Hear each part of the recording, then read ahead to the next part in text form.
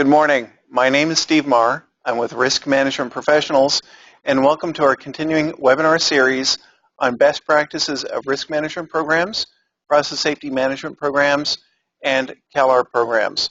CalARP is California Accidental Release Prevention Program. It's the California state rendition of the risk management program requirements. And because this webinar is looking at the evolution of regulations, it's going to be a key part of our discussion today. But before we start talking about our topics, let me go ahead and tell you a little bit about what we're doing. The reason why we're doing it. Risk Management Professionals is an engineering consultancy that specializes in process safety management, RMP, and CalARP programs, as well as other state accidental release prevention programs. As part of our consultancy, we apply a lot of best practices to a wide spectrum of facilities ranging from ammonia refrigeration facilities, chemical storage facilities, refineries, and major chemical plants. What we do as part of that is apply best practices. So our webinar series is part of our technical outreach program that's designed to share those best practices with representatives from industry, agencies, and other people who are responsible for PSM, RMP, and related programs. Before we get started, let me tell you a little bit about the interface we're using.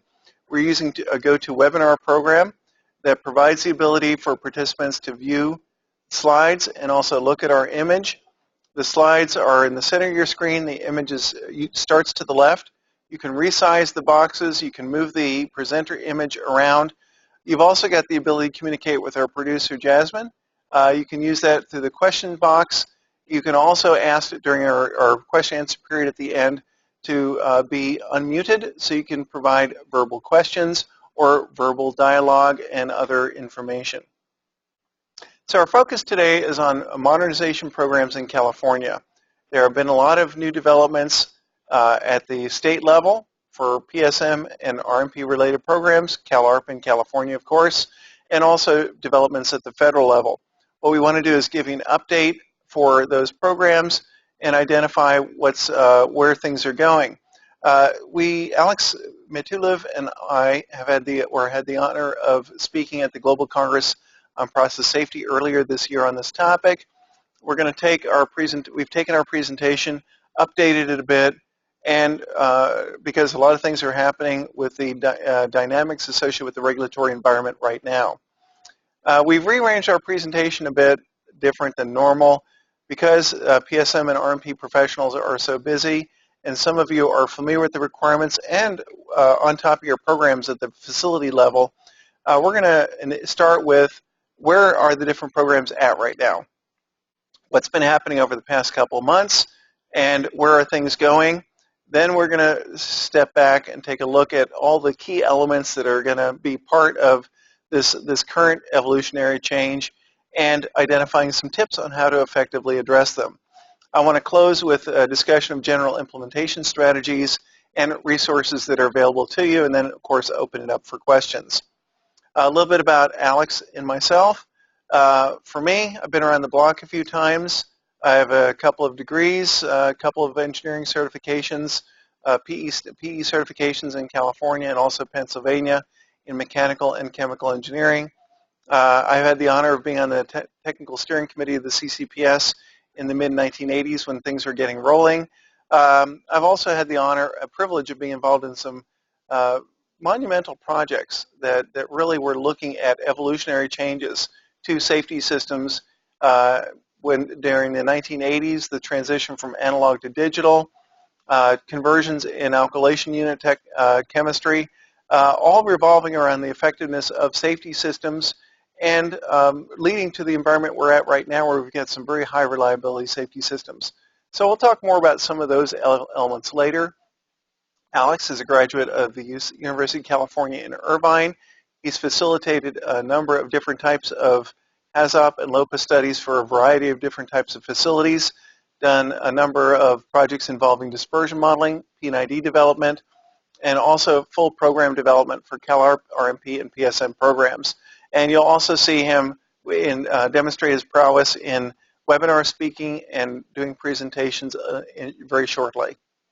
So I'd like to start with a little bit of an overview of where we're at right now and what's driving the evolution. What drives the evolution of regulatory programs is also often some tragic events.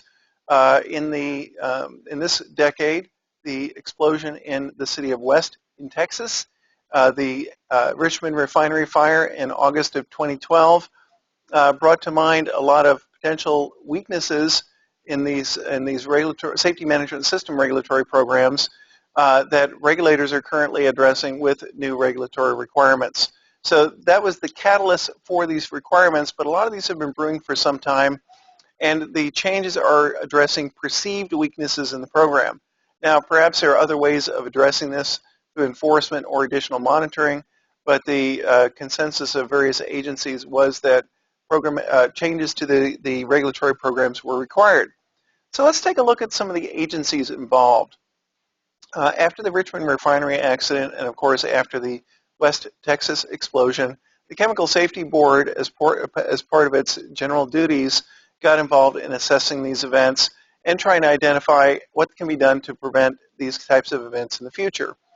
They issued 3 reports, we'll talk about that shortly, that stimulated other agencies to build on that and make changes to their own programs and also their oversight of industry. The Interagency Refinery Task Force in California, I'm going to go clockwise. The Interagency Refinery Task Force in California was composed of about a dozen agencies, also taking the CSB recommendations and independently looking and also putting together an independent report on the Richmond refinery fire. Contra Costa County and the City of Richmond, through their industrial safety ordinances, also are looking at various changes. It also made changes to their programs that involve a lot of these elements that are perceived as weaknesses after these tragedies this decade. CalOSHA put together updates to its PSM program. As you know, California is one of those states where they're administering their own process safety management program. And so in California, PSM is under the jurisdiction of CalOSHA. CalOSHA has been making a number of changes to its PSM regulations. We'll talk about those shortly. And they're also designed to address what are perceived weaknesses. Federal OSHA issued a request for information, also has some changes that they're contemplating that are currently on the books. The EPA put out an updated draft to its risk management program regulation, and California Office of Emergency Services and CalEPA also have been working together to update the CalARP program. So all these agencies have been looking at these events that have occurred, identifying changes to their regulations that they have oversight of to address perceived weaknesses. Now, a lot's been going on, and so highlighted in yellow here is a URL that's directed to a page on our website where we try to keep abreast of these changes to the regulations. Obviously, it's a very dynamic environment, and we're trying to keep it current. We try to make it one-stop shopping for all the associated safety management system regulations as they apply to onshore facilities. Here's a little timeline that emulates some of what I discussed. We'll start from the right and work our way left a little bit. At the federal level, the EPA just put an updated draft of its RMP regulations out in March of this year. It emulates some of the feedback that they received from their request for information that they issued in 2014. Also, OSHA put out a request for information in 2013, also received a number of comments. They're currently working on regulatory updates to the federal PSM requirements, and I'll tell you what's happening with those momentarily. The Chemical Safety Board put out 3 reports. They basically completed their investigation of the Richmond refinery accident, and they just recently completed their investigation and issued a report on the West Texas explosion. California agencies are where a lot of their modifications have been made recently. After the Richmond refinery fire, they went through and made various updates to the CalARP and the PSM programs in California. They went through several revisions, and the most recent draft was provided for the updates to these programs in September of last year. Now, there are also some more changes made to the emergency program requirements and area plan requirements. These were done in May of 2015, and Alex will be detailing those in a few minutes. So here's a quick summary of what the current status is and what's coming up.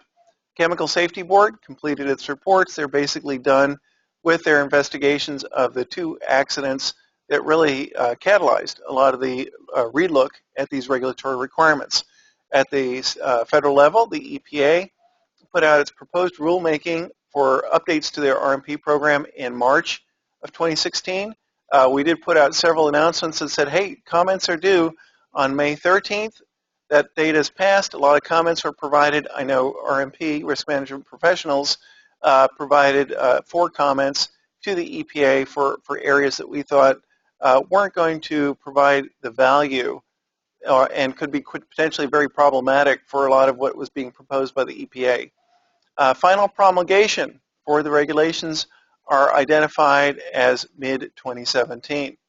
Obviously, these are not solid dates. They can change. Something to keep your eyes open for is October 1st.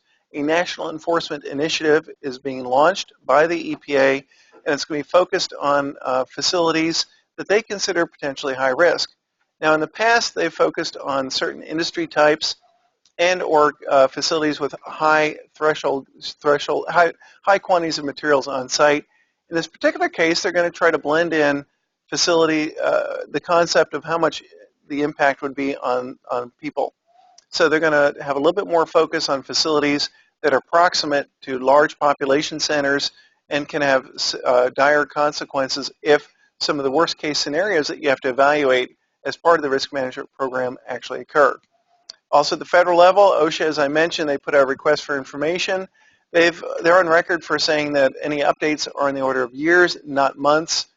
Meanwhile, they've issued a number of interpretation letters to provide what they consider guidance for facilities to follow to avoid enforcement actions. Alex will be talking about those shortly. Contra Costa County and the City of Richmond, as I mentioned, updated their programs in 2014.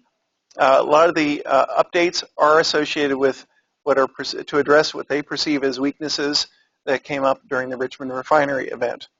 The California Interagency Task Force still meets, but the report that was produced is not planned on being updated, and there are no additional direct actions for the IRTF planned at this time. CalOSHA, as I mentioned, has put together an update to its PSM program. Now, it's not just updating the existing regulation, which is part of Section 5189, but it's going to be an entirely separate element, 5189.1. So unlike the CalARP program, which is going to be encompassed by one regulatory element, CalPSM for refineries is a separate element altogether. That'll be specific for refineries at this time. Now, the final promulgation of the regulation with the drafts that have been provided is estimated for middle of 2017. There will be 2 separate regulations depending on what kind of facility that you've got. And although there's a lot of harmonization with the CalARP requirements, there's no planned synchronization with the federal programs. A lot of where the action is recently has been with the CalARP program that's currently being updated by CalEPA and the California Office of Emergency Services. There was a minor update in January of 2015. There have been numerous other updates that are proposed to address the regulatory requirements to address the accidents that have occurred. The last update was in September of 2015, and it was designed to align to the extent practical with 5189.1 from CalOSHA. Since then, in May, there have been updated drafts for area plan requirements and also emergency response plan requirements. Emergency response plan requirements being part of the CalARP program. So the CalARP program right now, with all these changes that are being proposed, has a program it's a single regulatory requirement for all facilities, but has a program 4 identified for refineries. As for those of you who have to do these, you know that there are Program 1, Program 2, and Program 3's requirements defined for RMP and CalARP. CalARP will now add a Program 4 that's focused on refineries and select high-hazard facilities. There The deadline for comments was June 10th. That we put out a number of blogs and announcements associated with that.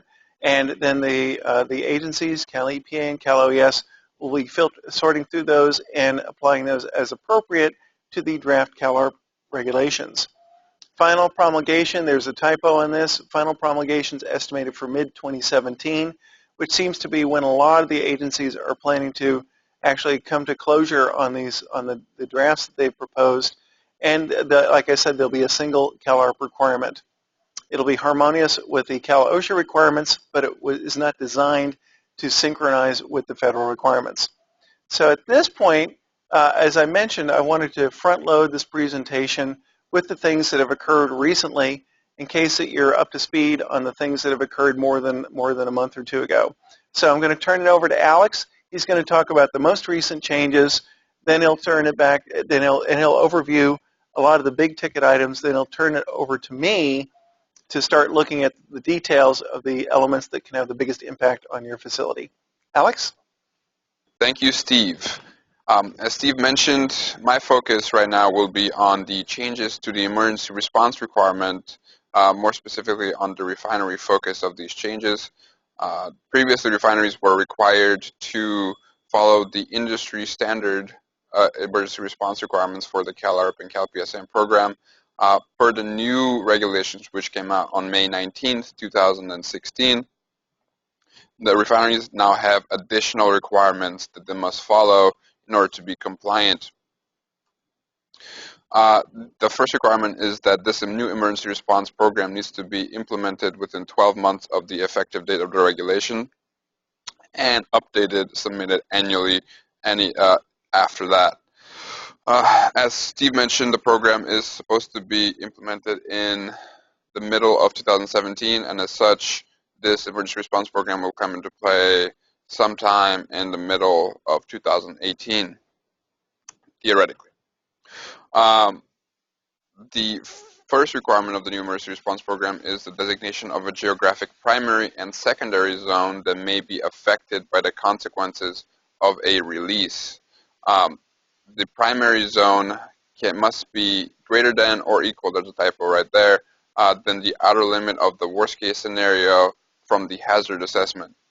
The secondary zone is any secondary consequence, a zone which may have secondary consequences as a result of the release. That's such as increased changes in traffic patterns or issues with hospitals as individuals go to get treated, so on and so forth. Furthermore, both zones must contain an established outreach program which informs the public of any release. The outreach program must use multiple languages as applicable for the area.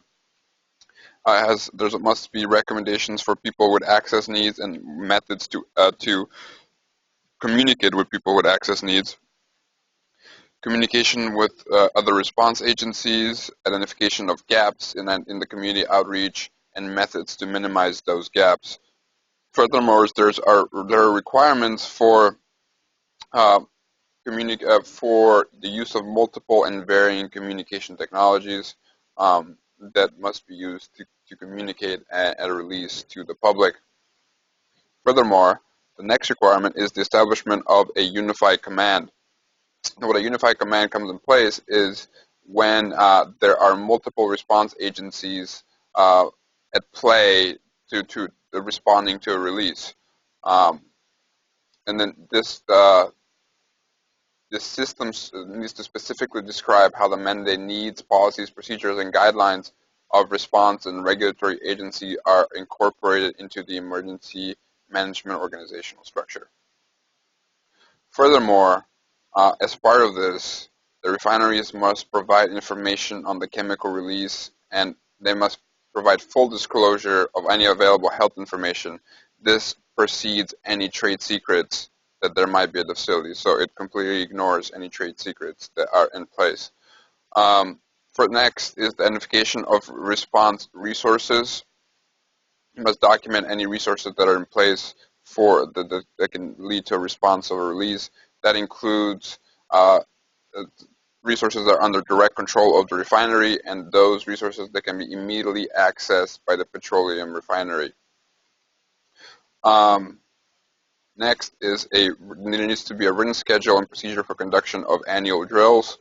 They must be documented, and furthermore, there's also provisions for a triennial full-scale exercise to be done every 3 years as part of this emergency response program. Finally, there must be fixed and mobile air monitoring detection systems within the refinery and within the primary response zone. They can detect any release that might happen. Finally, there is increased coordination with the UPA as part of this requirement. Now that's all for the new May 19th changes that were added to the program. Now I'll go over the September 2015 changes that were the major changes to the CalPSM, CalARP, and expansion and modernization efforts. Now, the types of changes are within facility and program applicability. Now, after these regulations come into place, refineries will not be regulated as Program 4 facilities. There's change in the schedule of implementation of program elements, and then changes to the elements in addition of new elements to the program. Now, the question is, how much is this going to change? This is the current overview of the PSM program within California and nationwide. I'm sure you're familiar with all these elements that are in the program right now. Following the implementation of these new regulations, the program becomes into this much bigger circle. The green elements are elements that require very minimal changes to continue following the regulations. The yellow are they're changes that can be made easily, and then the red are full revamps of those program elements or new program elements that are introduced into the program. Now, the following table follows the draft regulation table of contents, and then the individual elements are separated into 3 main categories. Green indicates minimal changes to the regulations, yellow indicates moderate changes, and red indicates new elements or significant effort needed for compliance. Now, this is the table that I was referring to. As you can see, there are quite a few elements that are required complete revamps or complete new introduction to be introduced into the program, and there's quite a few that require severe edits to make them compliant. And I'll pass it over to Steve, where he'll go over in more detail about some of these elements. All right, Alex, thank you. As Alex mentioned, a lot of these items are red, are going to cause a facility. We're going to be talking about all the reds and some of the oranges, and discussing the potential impact at plant sites. A lot of them tend to pivot on process hazard analysis. Why is that? Understanding process hazards is paramount towards getting the information you need to control them. Controlling them is all about what safety management systems is about and leads to accident prevention. So a lot of the changes that are being proposed pivot, or a lot of the bigger changes pivot on process hazard analysis. So what I'd like to do is talk about how the programs relate, a couple of key elements relate to each other. For mechanical integrity and PHA have a lot of overlap. There are some things that are done for mechanical integrity that don't integrate with what's going on with process hazard analysis, even though implicitly maintaining your equipment is part of the reliabilities that are considered when you're doing risk ranking. Specifically for PHA, the safeguard protection analysis that has to be looked at, and also the inherently safer technologies, hierarchy of hazard control analysis, and safer technology and alternatives analysis items are all things that dovetail and are very closely related to PHA, but are looking at some different nuances to that. Damage mechanism reviews in the orange space is a key overlap of PHA and mechanical integrity concepts. That's another new item that's part of the California regulations that could result in some potential significant effort. So all these are related to PHA, some mechanical integrity that overlaps significantly with PHA, and what I want to do is the next segment spend time talking about safeguard protection analysis, the very inherently safer technologies issues, and damage mechanism reviews. So looking at process hazard analysis, a key change for refineries is that all portions of the petroleum refinery are covered except laboratories and low hazard utilities. The PHA, thus, if you've covered a lot of the units that you considered important before, there may be a lot of others that are no longer exempt, and you're going to have to apply process hazard analysis to them, as well as revalidations, following through with recommendations, et cetera, et cetera. The PHA must address damage mechanism reviews in their recommendations, a hierarchy of hazard control analysis in their recommendations, external events. California is considered seismically active, so that external event as well as others need to be specifically looked at as part of the PHA, as well, and incident investigation findings.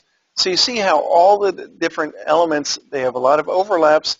PHA kind of pulls it together. So the PHA and its changes must address all these different items.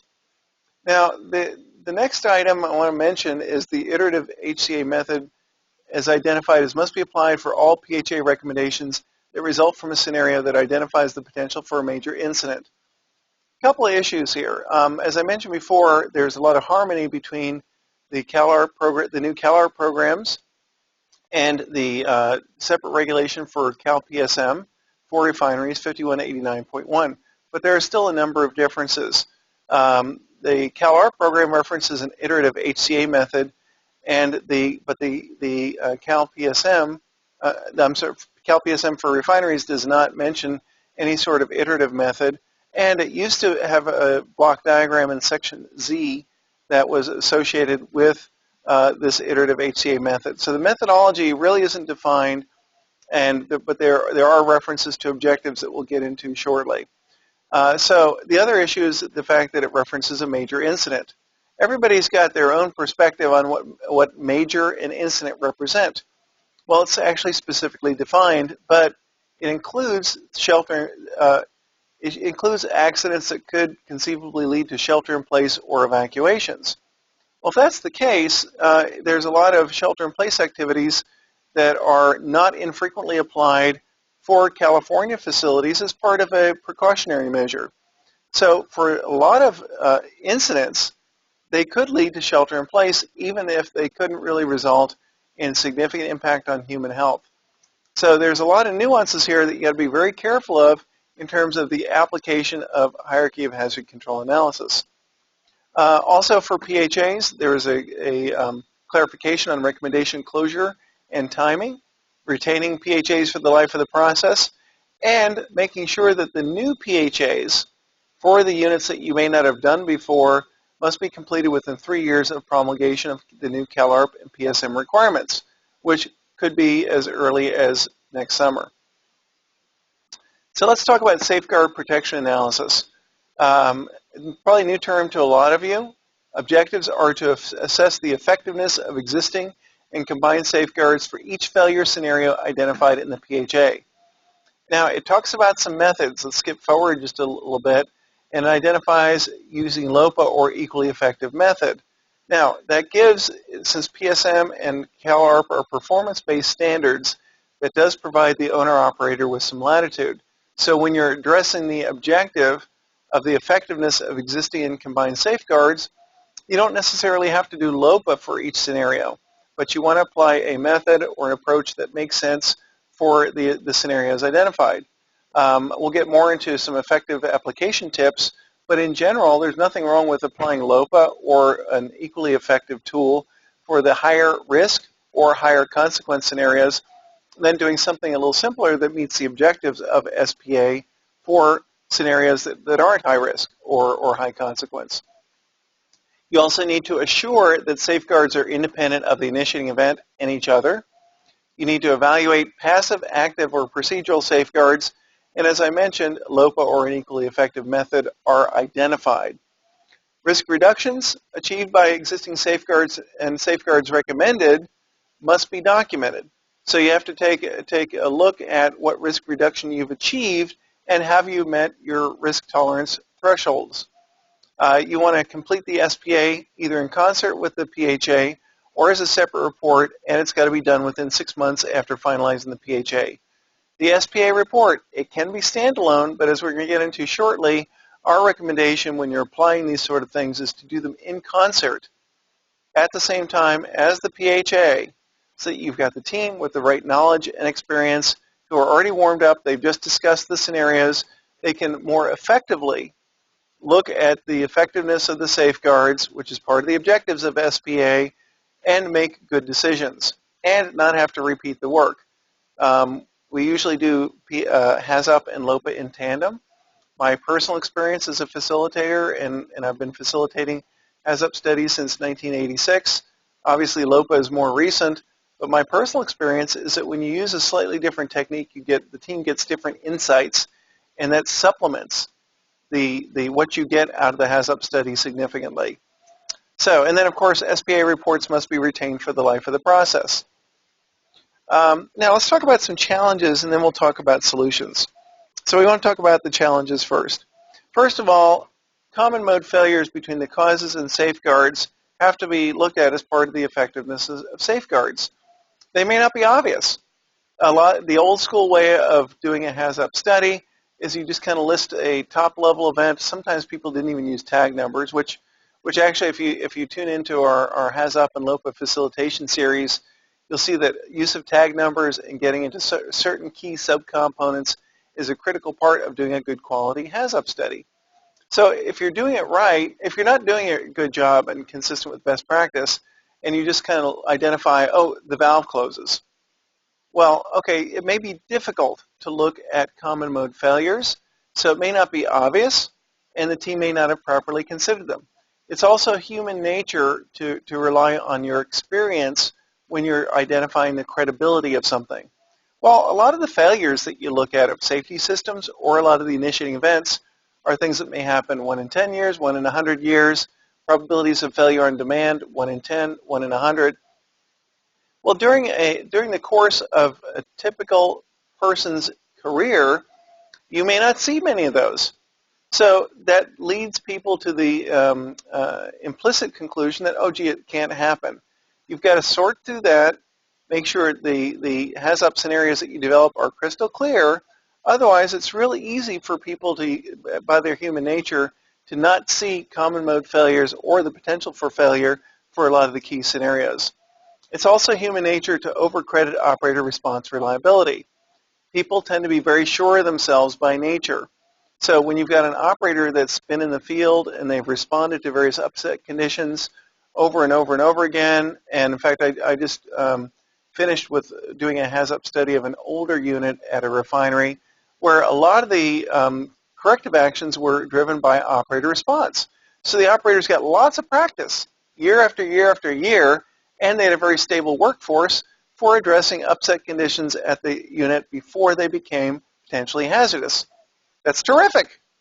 But when it comes down to doing a HAZOP study and you're trying to flush out potential weaknesses in the design, that confidence, based on good experience, can overcome people critically looking at potential weaknesses in the design and potential abilities of safeguards to fail. So these human nature perspectives of the world can be key challenges when you're looking at safeguards effectiveness. So how do you address that? Well, to specifically meet the requirements of SPA in an effective fashion, typically what we'll do, and this is consistent with our HAZOP and LOPA facilitation course modules that we've done as part of webinar, and you can download off our website, is we've identified root transmitters in both the causes and safeguards. So visually identifying potential common mode failures is easy. The facilitator should train the team on risk ranking so they clearly think about what's the likelihood of what leads to an ultimate consequence. The facilitator should frequently challenge the team on safeguards effectiveness. It's not enough to just say, oh, what happens, and then start writing it down. If somebody's identifying a safeguard, ask questions. Why is that a safeguard? Can that totally mitigate the ultimate consequence? If they start listing out a bunch of alarms, old school facilitators who never really felt that it was appropriate to challenge these things would just have the scribe list out a bunch of alarms. Well, that's wrong. You want to ask, what is the operator seeing? Are they seeing too many alarms? Does it mask the real event?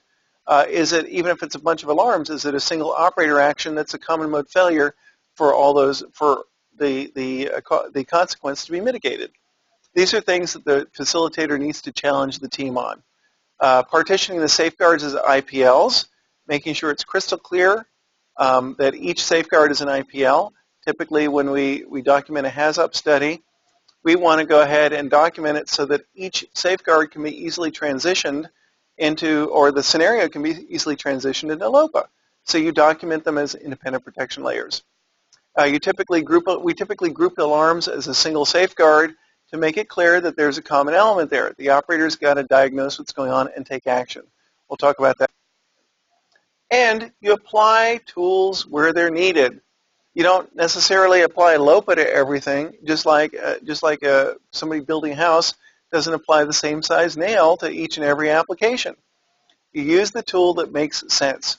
LOPA, risk graph, and other quantitative tools are wonderful mechanisms for understanding scenarios and helping make decisions. They're not for use everywhere. They don't need to be used everywhere. They can be used for high consequence scenarios to validate that you need a safety instrumented function, or to identify that maybe there's an over-application of safety instrumented functions and you can simplify the design, which, if you can simplify the design and get rid of safety instrumented functions, means that instead of high cost and high priority maintenance activities, people can focus on things that may be more important to safety. So there's a lot of things that can help you achieve a balanced design with safeguard protection analysis. Now, with respect to operator response, safeguards have to be effective. The key thing for operator response to alarms is they need to be present. They need to be able to prioritize. The alarms need to be prioritized. The operator needs to be able to diagnose it. The operator may need permission. They may need to initiate the corrective action, and the corrective action has to have time to mitigate the event. All these things have to happen for the operator response to be reliable, and that's part of safeguard protection analysis. So, a key thing right now is that you can, as part of best practices, upgrade what you're doing for the PHA with minimal additional effort to completely address SPA to really mitigate the amount of work that you're going to have to do later to catch up. Oops. Okay, so let's talk about mechanical integrity. Mechanical integrity really, by itself really hasn't changed that much. It's got minimal substantive changes. There's additional documentation requirements. There's some additional clarifications and also references to ragged gap. But the biggest difference is damage mechanism reviews. For CalPSM, for refineries, 5189.1, you had separate sections for mechanical integrity and also damage mechanism reviews, which is in section 5189.1K. CalARP lumps them together in one section, but you got a separate subsection for DMR for CalARP. There are a lot of things that are done a little different. Well, there are a number of small differences between the new CalARP requirements for Program 4 and 5189.1. If you're implementing this at your facility, you should be aware of those and keeping track of them. So let's talk about damage mechanism reviews. Damage mechanisms can be mechanical, chemical, physical, or other process issues that result in equipment or material degradation. So what are you trying to do? You're trying to keep the bad stuff contained within piping and other equipment and not have it cut loose. So as part of that, you want to do this damage mechanism review that's required now, or will be required once the regulations are promulgated, either prior to the PHA or in concert with the PHA. As you remember from the Venn diagram that we looked at a few minutes ago, the requirements for PHA and DMR overlaps, PHA and mechanical integrity overlap in this realm of damage mechanism reviews. What's a damage mechanism? If something escapes from the piping, it can lead to the same consequences as a process upset that you look at as part of PHA scenarios. So there's a lot of overlap because for DMR, you're also considering not only the consequences, but also the likelihood of getting to those consequences and what safeguards are in place as part of implementing your mechanical integrity program. See the parallels between PHA and DMR.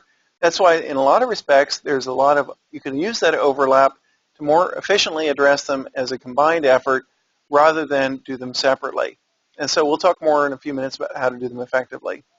DMR requirements specifically are to get initial one within 5 years, 50% within 3 years of promulgation of the regulatory requirements, and they got to be revalidated and reviewed as part of an incident investigation.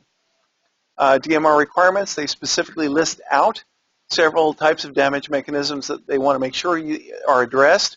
Others may be applicable to your facility. DMR reports must be retained for the life of the process. And as a reminder, the graphic in the lower right-hand corner identifies and reminds us that when you're looking at DMRs, you're looking at the consequence of some sort of containment failure and its likelihood, so it helps you balance those issues out and really identify, do you have a weakness or is it acceptable?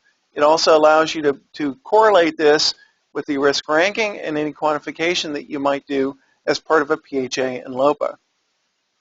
So there's a whole spectrum of potential implementations. You can use contemporary best practices, a lot of which address DMR requirements. For some facilities, they do full quantitative risk assessment of piping and equipment to identify the probability of release and pull all that together in the form of a focused QRA that addresses DMR requirements. Well, in the middle of that is kind of a sweet spot where you can take a lot of the PHA items that you're currently doing, infuse some loss of containment issues to effectively address DMR requirements and make sure that you're properly covered without doing a lot of, in my opinion, overworking the quantitative analysis for a lot of places that may not need it. So, challenges. What are your challenges? And then we'll talk about ways to address the challenge. First of all, you have to meet regulatory requirements. Every facility has limited resources. You've got to use them effectively. You've got to minimize the overlap with other safety management system program elements. If a lot of what you're doing for DMR is something that you're already doing for PHA, figure out how to do them together or make good use of the resources there and minimize overlap, maximize effectiveness. So you want to maximize the use of efforts completed for other safety management system elements. If during a PHA you talk about a piping overpressurization that results in a certain release and has a certain consequence impact, well, if the piping fails when you're nearly at the same pressure but just below the design pressure because of some corrosion or other damage mechanism, well, then you've really understand the consequences already, so why analyze them twice? So let's talk about implementation tips. As I mentioned, good approaches mean that you're not overlapping the elements, you're not doing the same thing twice. It's good if you've already got an effective mechanical integrity program and effective HAZUP studies, keep doing what you're doing. But look at the DMR requirements and make sure you're addressing them. A lot of times we find out that doing what we call a prioritized damage mechanism review can really make good use of people's time and effectively implement DMR. You can also, if you set it up properly on a scenario-based assessment like a PHA, apply as needed more quantitative risk techniques, whether it's LOPA, QRA, or some of the concepts in API Recommended Practice 581. You can go through and do detailed analyses where it makes sense and where you can get some good bang for your buck on that. You want to address high priority improvements and potential vulnerabilities. You want to keep sight of your objectives and transition towards your long-term DMR objectives with what you're doing right now. Now, prioritized DMR, as we apply it, is a minor increment to your current PHA mechanical integrity efforts. Typically what we'll do is when we do a HAZUP scenario that may result in a process upset, we'll look at the boundary conditions. How bad can it get from a temperature perspective? We'll compare the high temperature excursion to piping specifications, or if the temperature dips below the cold embrittlement limits, then we'll identify that as a potential damage mechanism that can lead to a loss of containment. If you're having a pressure excursion, the same thing. What are the limits in your pipe specs? It can be high or low. And then of course that applies to other process equipment. And you can assign somebody as part of the team to keep their eyes open for those and properly document them as part of your PHA. Another thing, that's a very minimal additional effort that provides a lot of value. I haven't facilitated one HAZOP study when I start asking about pipe specs and equipment specifications where we don't find at least one thing that wasn't done according to design, or that where the design didn't consider appropriate temperature or pressure excursions. Another thing that's done is for each node, we'll take a step back at the end of the node, look at the process chemistry, and also the metallurgy of that portion of the process, and identify, is it suitable. The third thing that is done as part of the overall study, have a separate node where you discuss mechanical integrity and DMR issues from a programmatic level. Now, what department's in charge? Do they have the equipment they need? Do they have the procedures? How often are they checking things? Is it documented properly, et cetera, et cetera, et cetera, and identify, are there any weaknesses at the programmatic level? So this approach of a prioritized DMR addresses DMR requirements and is a very simple increment to what you're currently doing. So let's shift over to hierarchy of hazard control analysis. That's a mouthful. All right. Basically it's looking at ranking prevention and control measures and prioritize them by first order that prevents the incident, say switching process chemistry. Second order that reduces the severity or likelihood of an incident, maybe by an inventory reduction or changing the process conditions. And then independent protection layers, looking at the safeguards and do you have the right level of control mechanisms in place? Hence the term hierarchy of hazard control analysis. Now the core of this is very similar when you're looking at different process chemistries for inherent safety measures to inherent safer technologies, and also safer technology and alternatives analysis that's currently being proposed by the EPA. So this hierarchy of hazard control analysis is really dovetails with those types of assessments.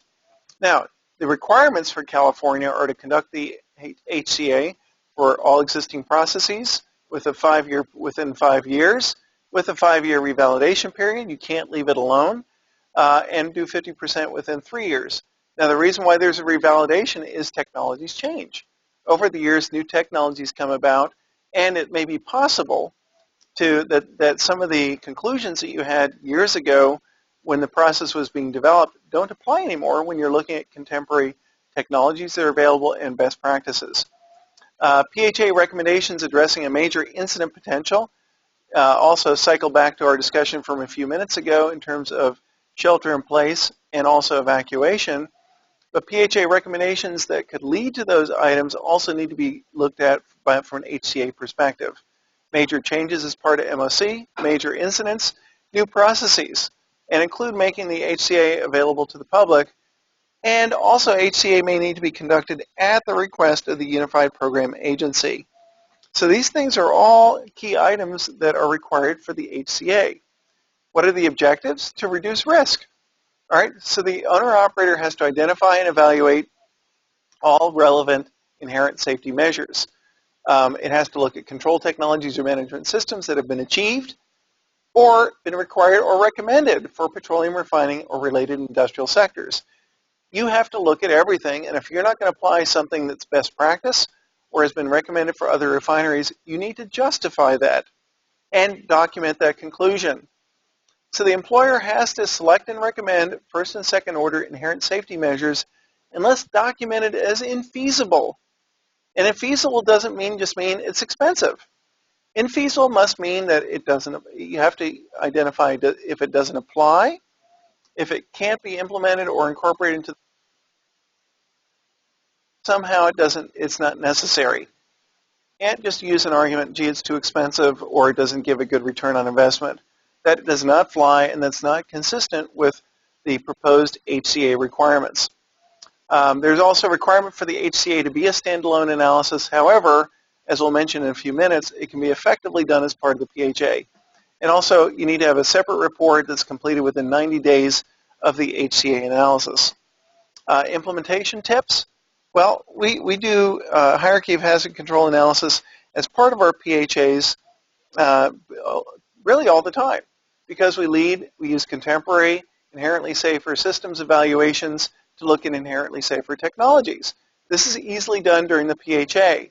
When you start a PHA team, you give them synchronization training and identify that's part of their objectives to keep their eyes open for it.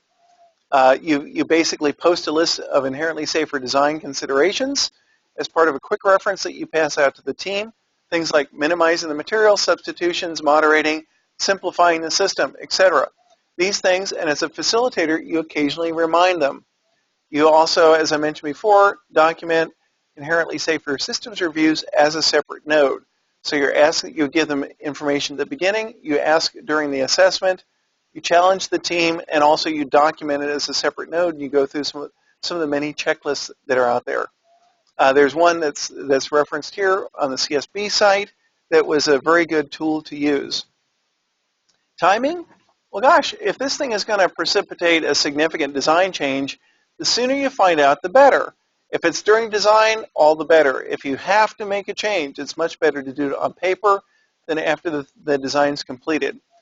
During plant operation, the sooner you know if you have to make any changes, the better able you are to infuse them into your turnaround activities and your turnaround plans, rather than have to be cornered in a position where you might have to make changes online or do it at a time when it's much more expensive. So the sooner you know about potential needs, the better. Again, prior to promulgation, some of these inherently safer system checklists can be applied during the PHA. During the PHA, you can discuss technological advances, and you can also discuss various metallurgies. Again, discussing it and documenting and justifying what you're doing can address the regulatory requirements and minimize the potential for surprises later. There are a number of references for this. They're all readily available, and but every process is unique. Using these references just provides a framework for making sure that you've properly challenged your control elements and that you've done your HCA. So at this point, I'll turn it over to Alex to talk about some of the other elements that are impacted. Thank you, Steve. The next element that we'll be talking about is incident investigation. Now, incident investigation, the requirements for it, the biggest change is the addition of the root cause analysis methodology to be used with the incident investigation. Now, you must, every time you do an incident investigation, you must implement an effective root cause analysis that will reach that can discover the appropriate management system failure that could have led to the actual incident that had occurred. Like I said, you must investigate the underlying management system causes. That includes any organizational and safety culture miscommunications, misinformation that could be in place within the facility. Furthermore, you must review the results of any applicable HCAs or DMRs as part of the incident investigation. If the incident investigation was part of it was in a section where a damage mechanism review was performed previously as either part of PHA or mechanical integrity, you must review that DMR, and the same goes for HCA. Furthermore, you must revalidate the PHA if necessary and perform any new damage mechanism reviews, HCAs or SPAs as applicable.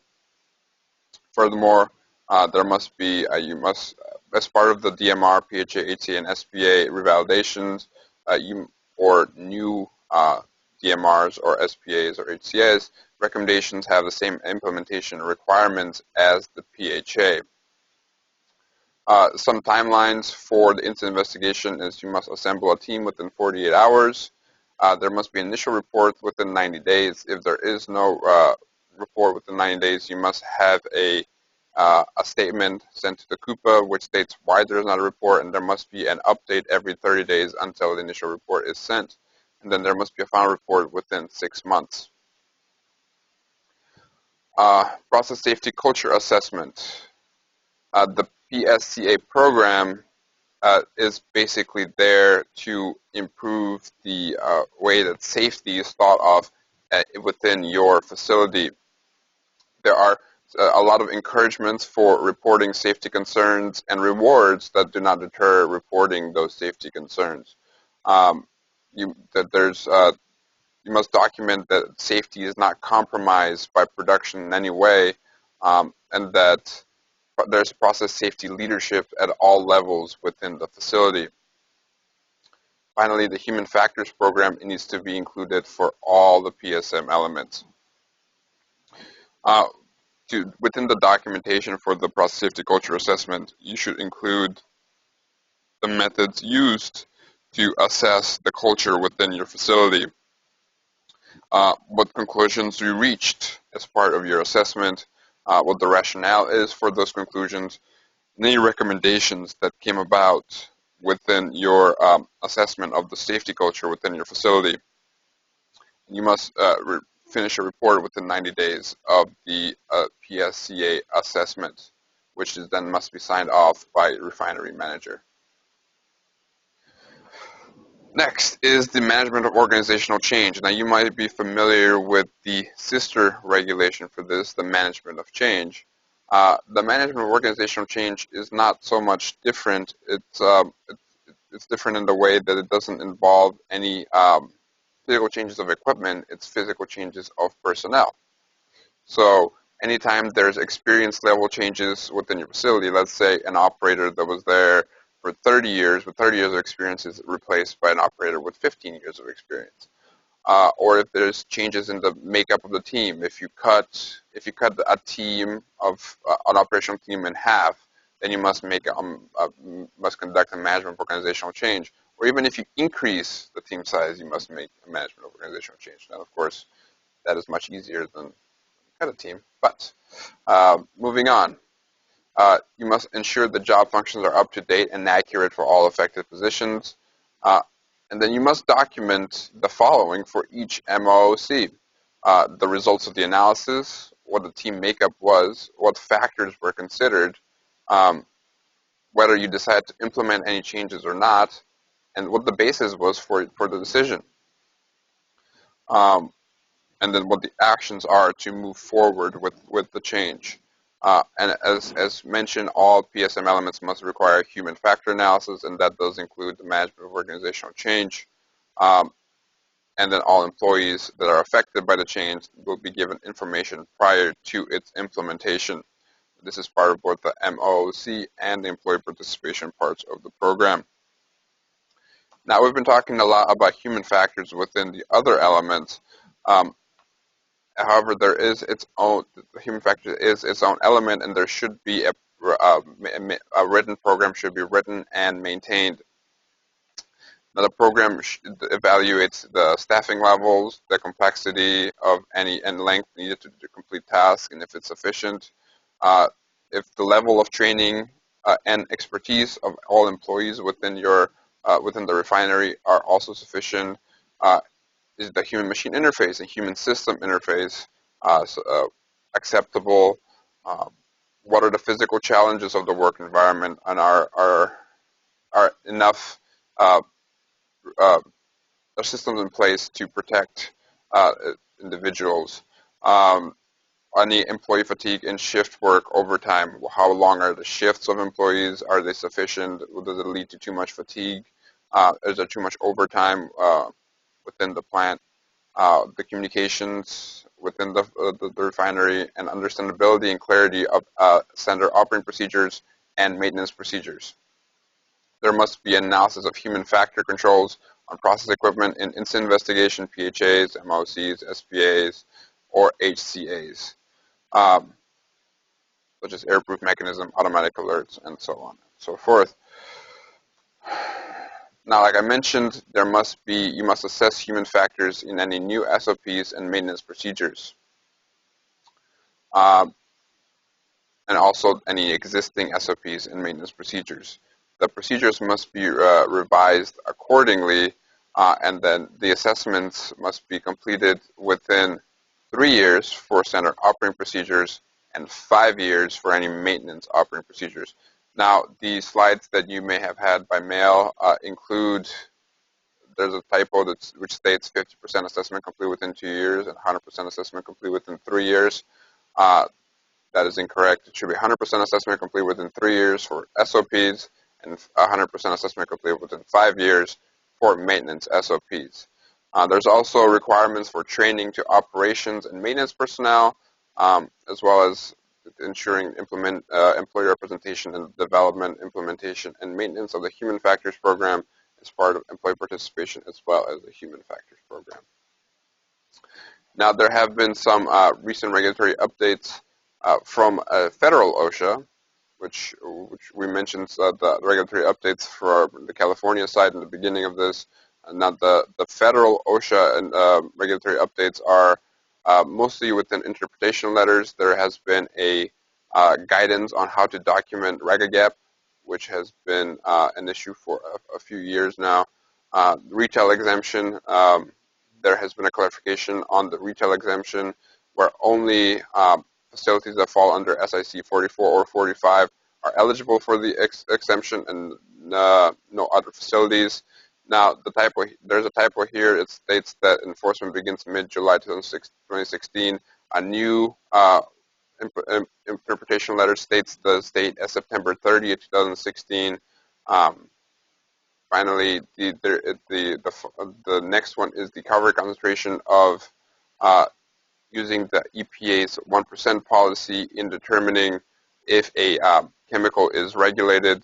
Previously, under OSHA, if it was the only chemicals that were regulated were commercial grade or above.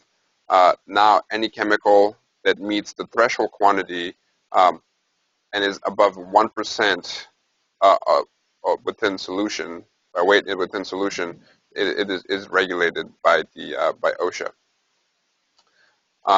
And other enforcement interpretation letters are expected to address the topics in the 2013 RFI for PSM in the future. Like Steve mentioned in the beginning, this will take years, not months, to implement a lot of these changes within OSHA. From California, Senate Bill 612, there's an addition of a UPA general duty clause, new mapping requirements, and other changes to the UPA program for the other programs that they regulate, such as USD, ASD, spill prevention, and hazardous waste. So if you would like more info, please see the link below. I'll bring it back to Steve now, and he'll talk about general implementation strategies and resources. Thank you, Alex. All right. So what I want to do right now is just kind of pull this together, close out, and give you a perspective on what the big picture is of what you should be doing right now.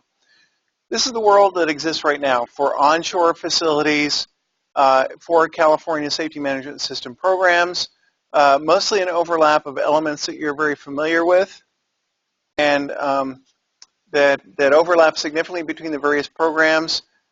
These are elements that have been tried and true for many, many years. Now, there's differences in applications and also differences in enforcement. However, this is the environment that exists right now. After 2016, whether it be promulgation in early 2017, mid-2017, or at another time, we're going to transition to something quite different. You've got a variety of differences between the different programs. We've been talking about some of them, and I've tried to summarize them on this diagram. The red area is the requirements for CalPSM for refineries 5189 that are in the current proposed draft dated September 24, 2015. The emergency planning requirements that you saw identified by Alex a little bit ago and we identified for the EPA are not part of the current PSM draft regulation. So those emergency planning requirements are going to be a little bit different from those that are required under CalARP. CalARP requirements are identified in yellow.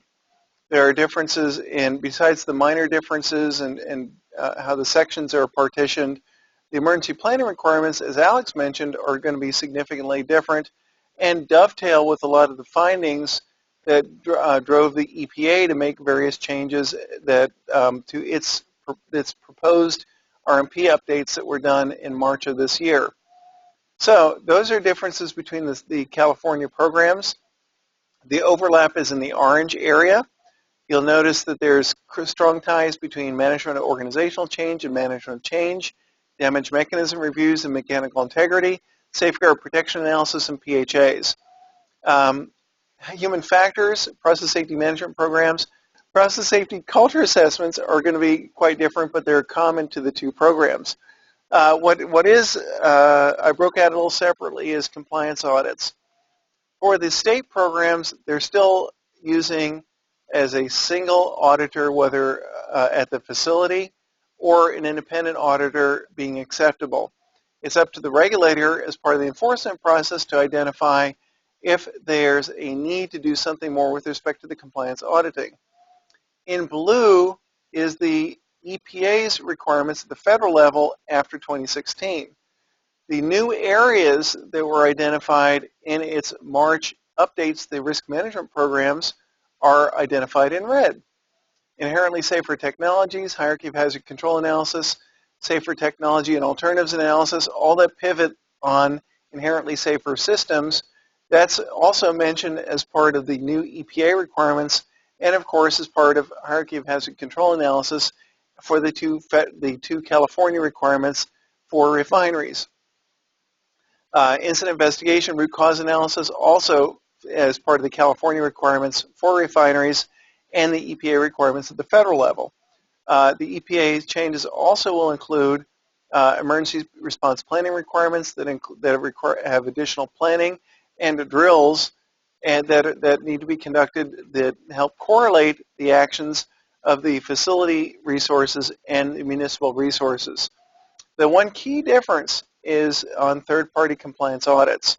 There are quite a few trigger mechanisms, whether it be incidents that have occurred, deficiencies that have been identified by the agency, or if the agency requests a third-party audit, the facility may need to get a third-party contractor that has some very specific requirements with respect to credentialing and also no previous work at the facility or the owner-operator that qualifies them to be a third-party auditor.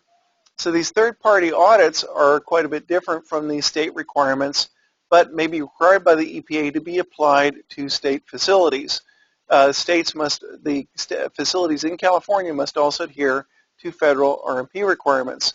For refineries, the red and yellow apply, but the EPA updates aren't necessarily limited to just refineries. So there are other Program 2 and Program 3 facilities that may have to adhere to the federal RMP updates beyond just refineries.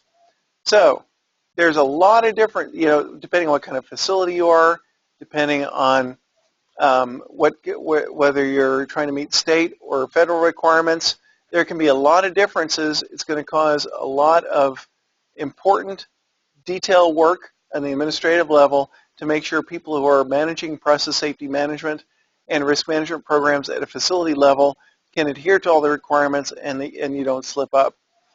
There's a lot of potential for a lot of work making sure that you're trying to keep up with understanding the requirements and what applies to your facility. So anyhow, let's move on. This is a little going to be a little complicated for a lot of folks. It'll be really difficult to get tripped up. My only recommendation is to stay as much as possible on top of these requirements and carefully look at your facility applicability and what all the different requirements are and make sure that you're dotting the I's and crossing the T's. So what should you be doing right now? Well, obviously there's some current CalARP requirements that are required of facilities in California. They're required of all facilities. The January 1st, 2015 updates apply to all facilities. In Contra Costa County in the city of Richmond, not only do you have to do federal RMP requirements, state CalPSM requirements, state CalARP requirements, but you also have to adhere to the industrial safety ordinances associated with this area. It's primarily focused on 9 highly hazardous facilities in the county. You want to make sure that you're addressing those and you adhere to the new changes that were promulgated in 2014. for all California petroleum refineries, a recommendation from a key regulator was to begin applying the high-value, high-priority elements now. They're not going to change. Once they are promulgated, schedules are going to be tight, resources are going to be tight, and if you've made a lot of progress on addressing these elements, the regulator's probably going to cut you a little bit of a slack or grandfather some of your activities. Whereas if you haven't made any attempts to keep up with these requirements and fall behind, there's a lot of penalties associated with that. Tight schedules could result in a shortage of qualified resources. There are simple things that you can do now. We highly encourage that you think of where you need to go and start moving in that direction at this point. Some elements, like in the inherently safer technologies, hierarchy of hazard control analysis, and safer technology and alternatives analysis, and I'm sure one day they'll be using the same term for all these things.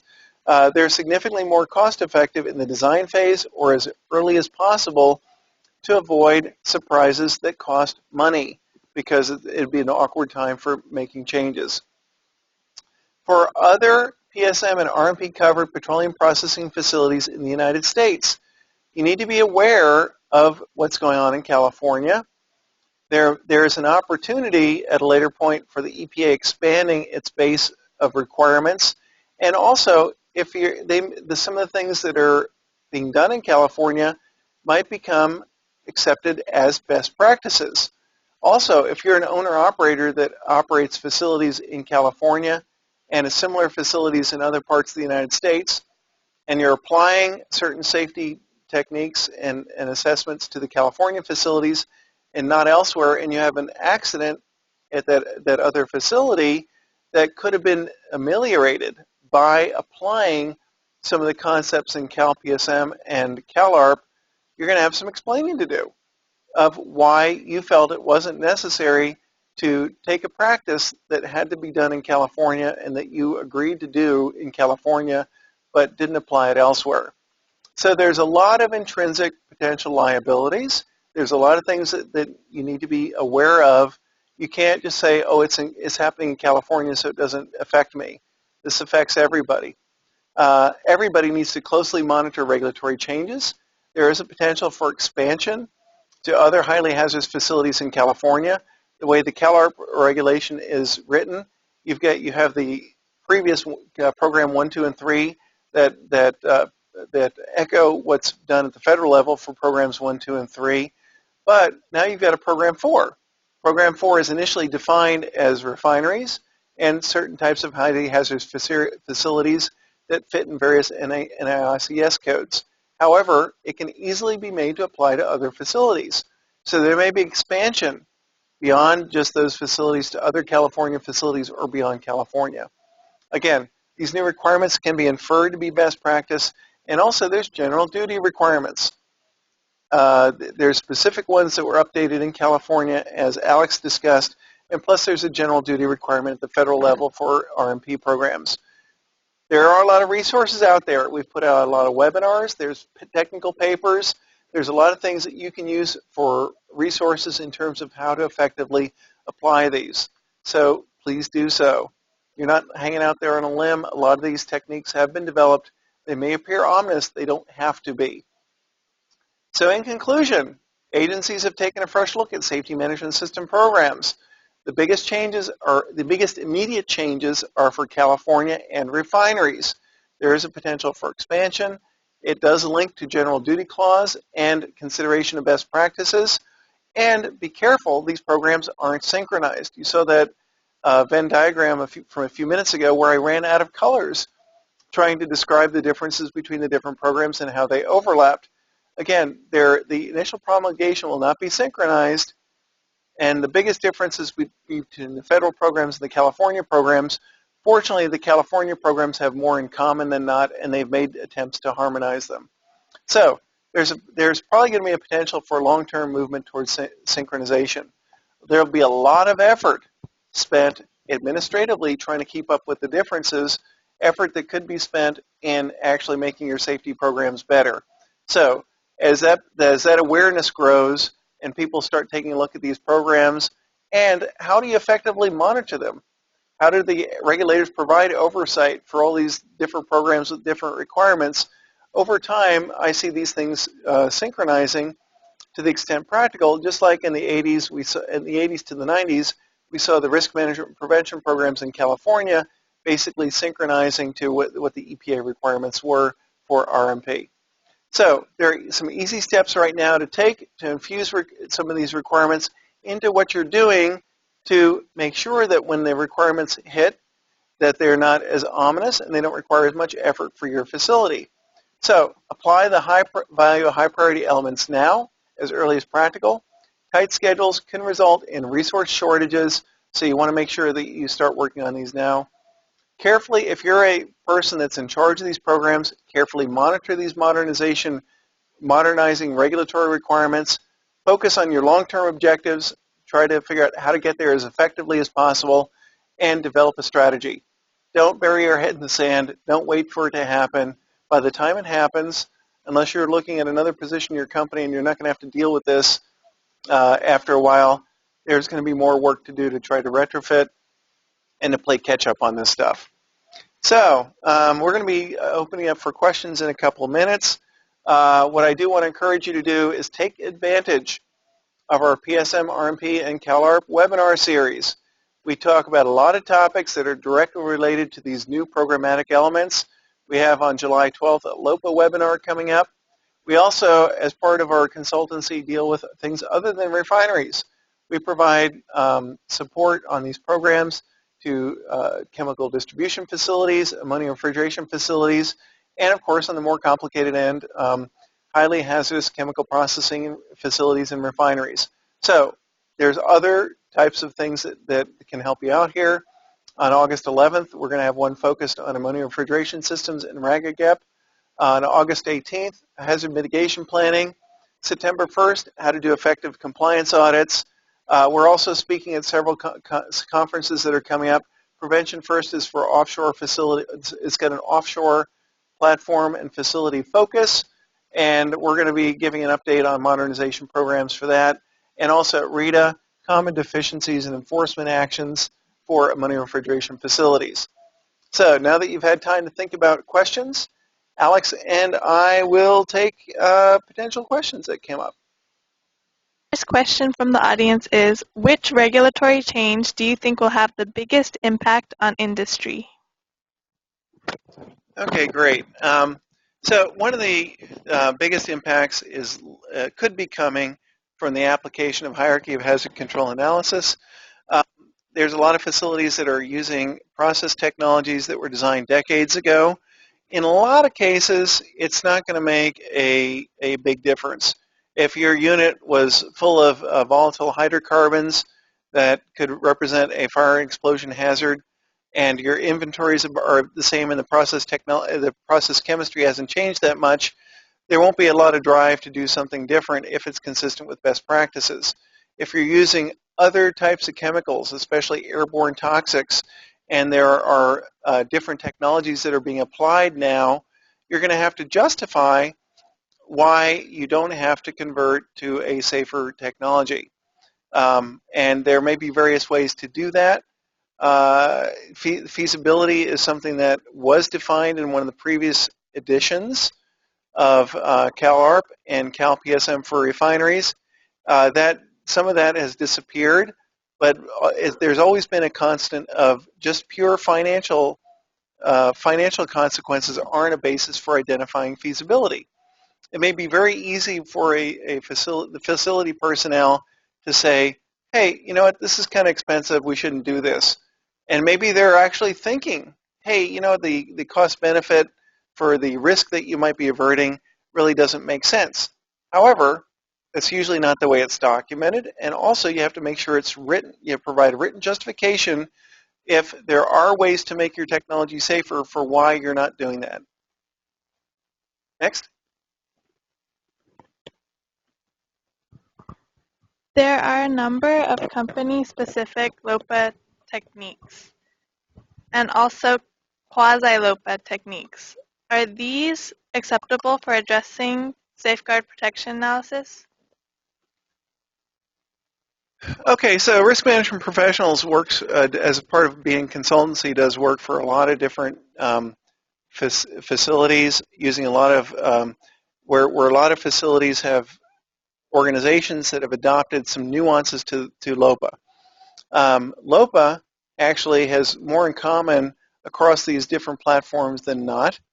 And also, these minor, well, first of all, where's LOPA coming from?